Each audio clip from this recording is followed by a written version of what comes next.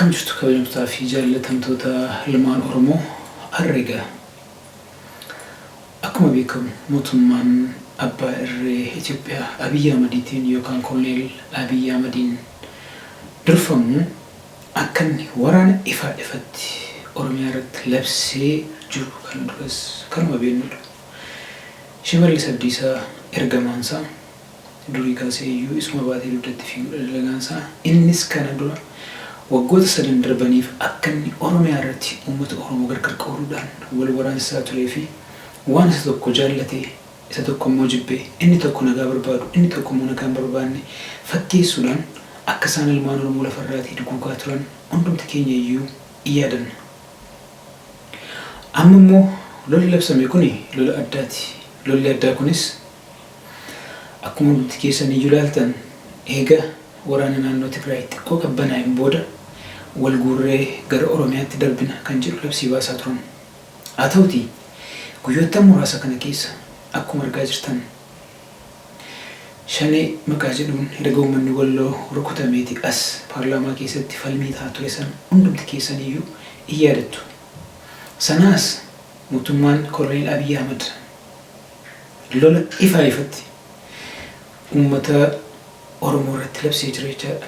Keessattuu waraana bilisummaa Oromoo keessa socho'u bakka jedhamu hundumaa maqaa waraana bilisummaa Oromootiin balleessuu fi qabsoo Oromoo quucarsuu, dhabamsiisuu, sabboontotaa fi gootota ilmaan Oromoo Oromiyaa keessatti qulqulleessuu fi sirna nafxanyaa sana Oromoo irratti deebisuu kan jedhu fudhatanii waraana Abiy Ahmed, waraana federaala Oromiyaa, waraana federaala Oromiyaa utuu dubbannu waggaa sadii guutuu adda bilisummaa Oromoo irratti dhukaasaa ture garuu milkaa'uu hin dandeenye.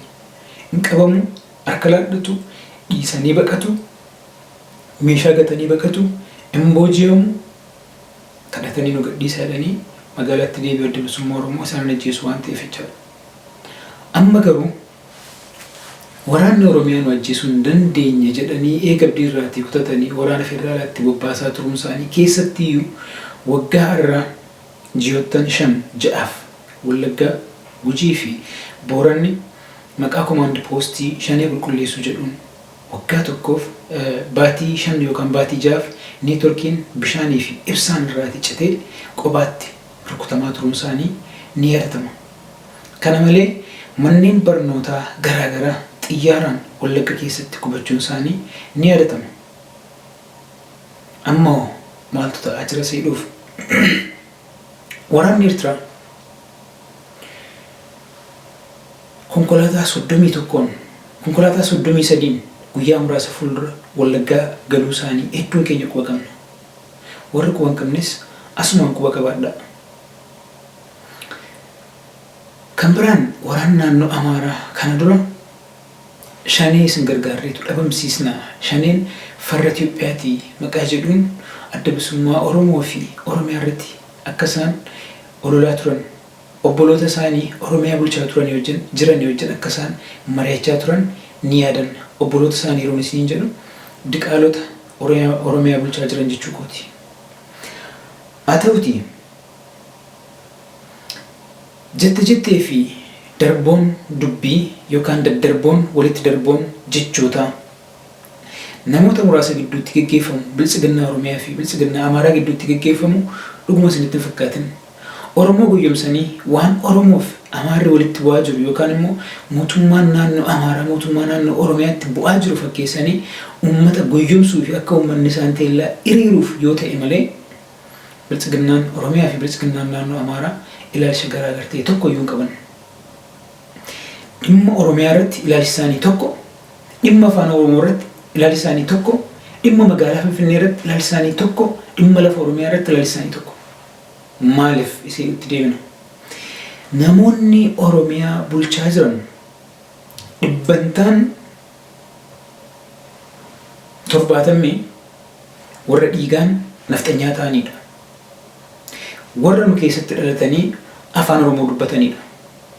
Nafxanyaan Wallaggatti dhalate kan afaan Oromoo qajeelchee dubbatu Shawaa keessaatii Oromoo fakkaatee Oromoo ajjeesa. Nafxanyaan Shawaatti dhalate kan afaan Oromoo sirrii dubbatu kan afaan Oromoo sirrii danda'u Arsiitti ergamee Arsiitti nama ajjeesa. nafxanyaan Arsii dhalate kan sirriitti afaan Oromoo danda'u Wallagatti yookaan Gujiitti yookaan Booranatti argameetu nama ajjeesaa jechaadha. Kanaaf immoo fakkeenyi gaariin wanta Iluu Abbaa Boor keessatti ta'e kanadha. Akkuma argitan Iluu Abbaa Boor keessatti rakkoo garaagaraatu mudatee nama garaagaraatu ajjeefamee maatii garaagaraatu duguuggaan sanyii irratti gaggeeffame. Kun immoo akkamittiin ta'e gaafa jennu nafxanyoota achi keessatti dhalatanii guddatan kan afaan Oromoo dubbatanii fi yeroo ammaatti Oromiyaa bulchaa jiranii fi Iluu Abbaa Booriin bulchaa jiran kanatu tarkaanfii sana federaala of duuba buusee raawwachiisee jira. Afaan Oromoo akka keetti dubbata. An Oromoodha siin jedha. Dudduubaan waraana sitti fida. Si rukuchiisa. Si ajjeesisa. Afaan Oromoo akka inni kutaa 5 hin darbine godha. Afaan Amaaraa akka kutaa tokko kaastee hanga yuunivarsiitiitti barattu godha. Kun istiraatiijii Abiy Ahmed. Nafxanyoonni isa jala hiriiranii afaan Oromoo dubbatanii Oromiyaa bulchaa jiran hundi isaanii kana godhu jechaadha. Namoonni kaleessa TPLF wajjin ta'anii Oromoo ajjeesaa turan arras biltsiginnaa wajjin ta'anii Oromoo ajjeesaa jiru. Waan kan biraa wanti dhufu hin jiru. Otuu paartiin biltsiginnaa jedhamu kun diigamee bade immoo Somaaliin yeroo dhuftee Oromiyaa Itoophiyaa bulchite Somaalee wajjin ta'anii warruma kanatu Oromiyaa bulcha. Odoo Benishaangul bor aangoo dhufee qabatee Oromiyaa bulchee Oromiyaa keessatti afaan Benishaangultu dubbatamuu qaba jedhe warri kun afaan Benishaangul Oromiyaa keessatti dubbatamuu qaba jedhanii Benishaanguliif warra nama ajjeesanidha. Akkuma kaleessa Tigreef nama ajjeesaa turan akkuma har'a Amaaraaf nama ajjeesaa jiran jechaadha. So kuni garamitti nu geessaa seequtti isin fidan. Kuni garamitti nu geessaa 1991tti nu geessa waggaa 30 dudduubatti nu deebisa jechaadha. 1991 anaaf namoonni nu fakkaannu tarii beekuu dhiisuu dandeenya. Yookaan dhalanneerra yookaan hin dhalanne. Garuu seenaa wal fakkaataadha. Waraana adda bilisummaa Oromoo bara sanas waraana Eertiraaf, waraana Shaabiyaaf OPDOtu wal duukaa rukutee biyyaa baase.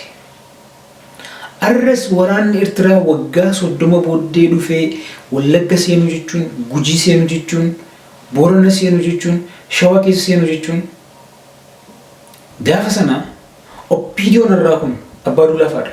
Kamaal Galchuu fa'aadha. Juunadiin fa'a. Warri kaanis jechaadha. Bara sana warra Tigree duukaa bu'ee adda bilisummaa Oromoo biyyaa baasee Tigree jalatti waggaa 30 Oromoo garboomsetu arrammoo nafxanyaadhaaf lolee adda bilisummaa Oromoo biyyaa baasuuf hooggantoota Oromoo fi hayyoota Oromoo mana hidhaatti guuree mana hidhaatti fixuuf afaan Oromoo dhabamsiisuudhaaf dalagaa jira jechaadha. Warri kun egaa Isaayyaas yoo dhufee Itoophiyaa bulche Isaayyaasiif garba ta'anii warra Oromoo ajjeesanidha. Fedhiin mataa isaanii duwwaan hin tuqamin. Konkolaataa babbareeduun itti haa kennamu. Hoteela gaariitti nyaata nyaatanii dubartii babbareedduu wajjin haa ciisanii mana gaarii keessa jiraatanii kana faayidaan isaanii. Wanti isaan barbaadan tokkoof tokko kanadha. Kanaan lawaan tokko waan barbaadan qaban jarreen kun. Kanaaf Oromoo maal gochuu qabda? Yeroon ammaa sekondiin ammaa sa'aatiin ammaa kun Oromoodhaaf yeroo murteessaa yeroo ijoodha. Waraana bilisummaa Oromoo balleessuu danda'u? No, hin danda'ani. Uummata keenya baay'ee miidhuu danda'u. Dubartoota keenya kumaatamaan gudeeduu danda'u. Uummata keenya kumaatamaan ajjeesuu danda'u. Kumaatamaan duwwaa miti. Miliyoonaan uummata keenya ajjeesuu danda'u. Garuu qabsoo Oromoo teellaatti deebisuu gonkumaa hin danda'an. Utuu hin danda'u ta'eeti qabsoon Oromoo bara Minilik cabee, bara Haile Sillaasee cabee, bara Dargii cabee arran ga'u ture. Garuu uummanni kun wanti inni gochuu danda'u qabsoo Oromoo achi dheeressuudha.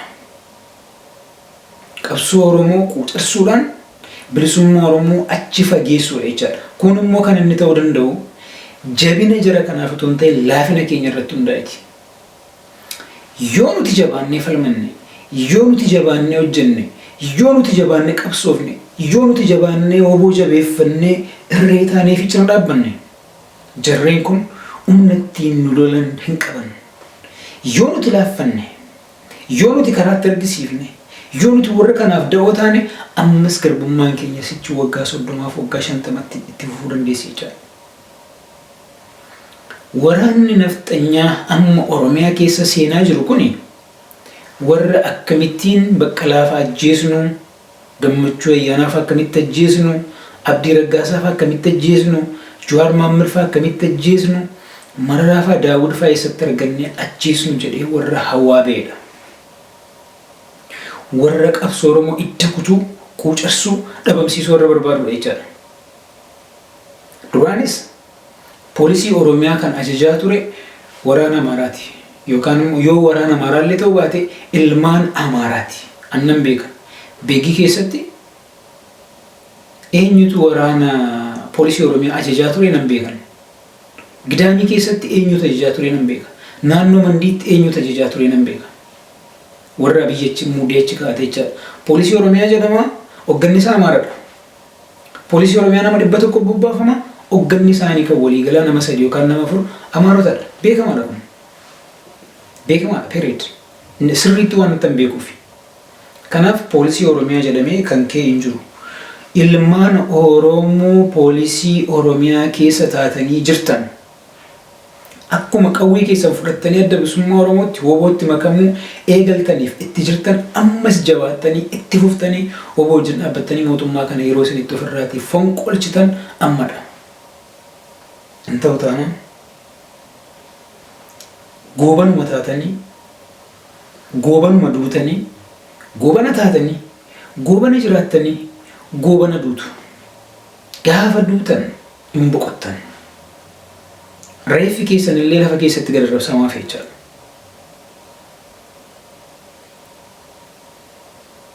Kanaaf uummanni Oromoo yeroo ammaa xinnaaf guddaan, dhiiraaf dubartiin, qallaaf furdaan, beekaaf wallaalaan, dooktaraaf qotee bulaan walii galee humna kana diina nutti bobbaafame kana diina afaan kee balleessuu, diina biyya kee saamuu, diina dachee kee cabsuu, diina afaan kee balleessuu, seenaa kee balleessuu, si dhabamsiisuu. Minilik afaan Oromoo dubbatu kana yaa Oromoo sitti ofirraa deebisuu danda'a. Minilik afaan Oromoo dubbatu kan amma sitti dhufe kana kan ofirraa deebisuu danda'u si'iif si qofadha. Si'iif si qofa. Yoo dhiistee ofirratti ilaalte gatii guddaa kaffaluuf jirta. Gatii guddaa. Oromoota addunyaa irra jiraniif kana duras gargaarsi bakka garaagaraatti karaa garaagaraatiin banamee itti fufamaa ture. Ammas gargaarsi WBO gargaaruu jabaatee itti fufamuu fi irratti hojjetamuu qaba. An ta'u taanaan WBO'n qoricha barbaada, WBO'n rasaasa barbaada. Qawwee rakkoon hin jiru. Qawwee diinarraa eeggata WBO'n. Qawween guute. Qawweetu hin ta'in rasaasaa fi qoricha. Nyaati barbaachisuu dhiisuu danda'a. Oromiyaa keessa ija mukaa jira, ija mukaa nyaata WBO'n rakkoon hin jiru. Maangoo nyaata, boqqolloo waaddatee nyaata, ija goosuu nyaata, ija gamsaa nyaata, ija meexxii nyaata, waan meeqatu nyaatama jechaadha nyaati. Bineensi bosona Oromiyaa keessa guutuudha hin nyaata. Rasaasaa fi qorichadha kan WBO'n barbaadu. Waan kana wal ijaarree guutuu fi danda'uu qabna. Waraana nu duule kana, waraana nu dhufe kana akka waraana Xaaliyaanitti ilaala. Waraana diinaa, waraana Eertiraatiif, waraana Amaaraa kan amma Oromiyaa keessa seene kana akka waraana Xaaliyaanitti ilaalee uummanni Oromoo waliigal dhiiraaf dubartiin xinnaa guddaan itti birmatee waraana kana dhabamsiisuu ofirraa deebisu taanaan waraanni kun waraana nu balleessu nu dhabamsiisuudhaaf nutti dhufeedha. Poolisiin Oromiyaa nu ajjeesuu hin dandeenye, poolisiin Oromiyaa garaa nu hin geenye jedhanii warra Walloo dhabamsiisan, warra Tigraay dhabamsiisantu amma wal guuranitti dhufe jechaadha. Yaanbaxxaa mangaa jedhanii. Uumaa Girrisaa jechaadha. Yookaan uumaa hawaannisaa jechaadha. Uumaa hawaannisaaf uumaa Girrisaa kanatu Oromiyaatti gadi guuramaa jira jechaadha. So, seenaan Oppiidiyoon 91 nurratti raawwatte ammallee akka nurratti hin raawwanneef Oppiidiyoo akka margaatti buqqisnee idda ishee irraa urgufnee darbachuu akka isheen lammata deebitee hin biqilletti. Oppiidiyoo kana naa baasii, Oppiidiyoo abaluu naa baasii, firee abaluu, daawun abaluu kana booddee hin fayyadu, hin hojjetu, hin danda'amus. Ammatti wanti barbaachisu qawwee bitanii dhukaasanii rasaasatti bitatanii ittiin dhukaasanii biyya ofii bilisa baasu. Namni naannoo Amaaraa deemee jira? Deemtaniittu? Hin deemne. Mana kee dhufee si ajjeesaa jira. Oromoon Eertiraa deemee hin deemne. Oromoon Tigraay deemee hin deemne. Mana keetti dhufee si ajjeesaa jira miti? Nama mana keetti dhufee si ajjeesuuf immoo kan furmaata barbaaddachuu qabu si duwwaadha. Kanan gootu taanaan urgufee akka aramaatti si balleessa jechaadha. Urgufamtee akka aramaatti odoo hin badin itti yaadiitii irratti hojjedhuutii mana kee qulleeffadhu, biyya kee qulleeffadhu, biyya kee tottolfadhu, egeree kee bor Oromoon Oromiyaan haa jiraatu. Ilmaan koo ilmaan kooti afaan Oromoo naaf dubbatanii afaan Oromoo kun waggaa 50 booddee haa dubbatamu yoo jette yeroo ati dhaabbattee itti falmachuu qabdu yeroon isaa ammadha. Bor miti amma. Amma arracha. Amma ittiin gootu taanaan period si dhumuudhaaf deemee jechaadha. Utuu yookaan inni du'ee ati jiraachuu yookaan ati duutee inni jiraachuudha. Borii waa'ee Abiyyi Ahmediin dubbadha. Personally waa'ee isaa duwwaa jechaadha. Har'aaf asuma irratti xumuree viidiyoo kana walii dabarsaa, walii qooda, gorsa kanatti fayyadama, irratti hojjedha. Injifannoon uummata Oromoof.